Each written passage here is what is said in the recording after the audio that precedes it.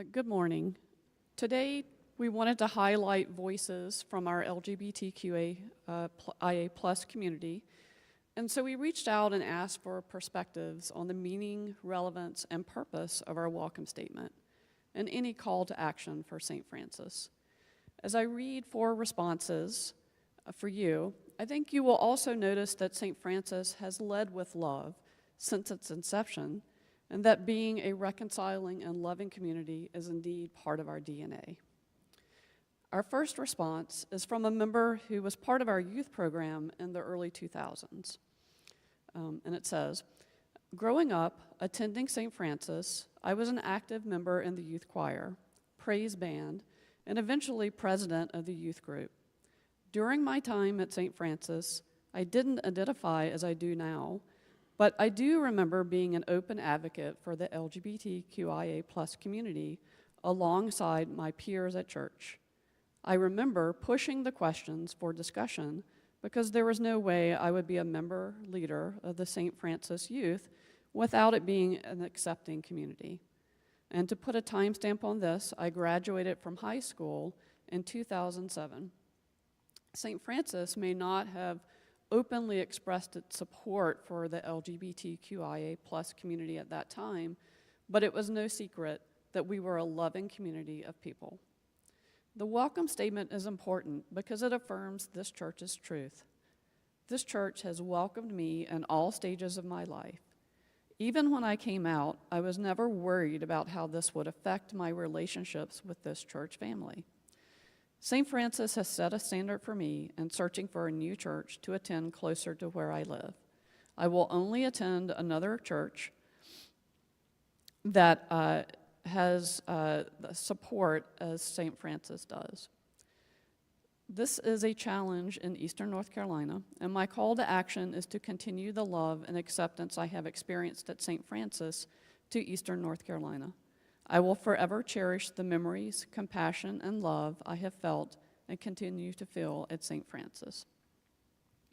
And our next response is from a current member. Figuring out who we really are in life is a challenging task for anyone. As the mother of a non-binary person, I'm particularly attuned to the difficulties they encounter in seeking to live their authentic life. I will always be grateful to St. Francis for providing foundational love and support during their formative years. I'm also grateful for continuing church support that has been present for them as an adult. Even at St. Francis, it has not always been easy for them, but I'm so encouraged by the forward momentum and positive steps we're continuing to take to establish a culture of acceptance. To use a term from one of Pastor Ann's sermons, profound inclusivity is our goal and is within our grasp. And now this next response is from one of our youth. The welcome statement serves as a means to invite everyone into the community of our church as a full member. It creates an atmosphere that encourages everybody to join in our faith community, no matter their personal history.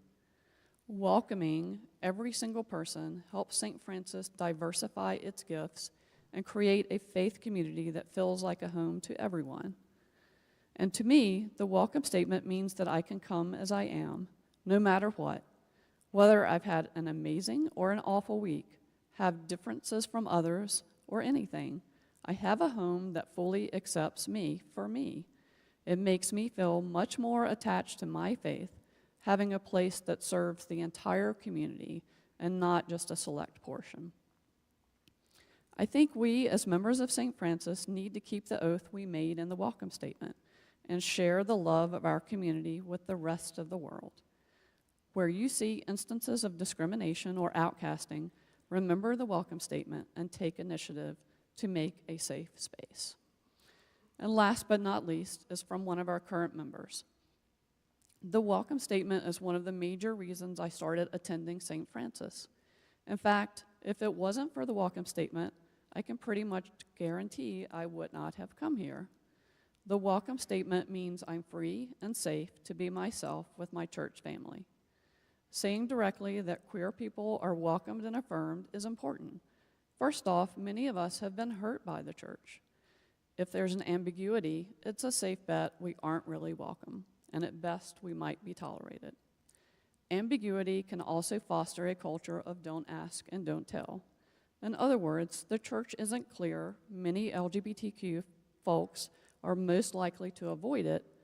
We're just safer that way. And my challenge for St. Francis would be to organize and host more outreach directed specifically toward the LGBTQ community throughout the year and not just in June.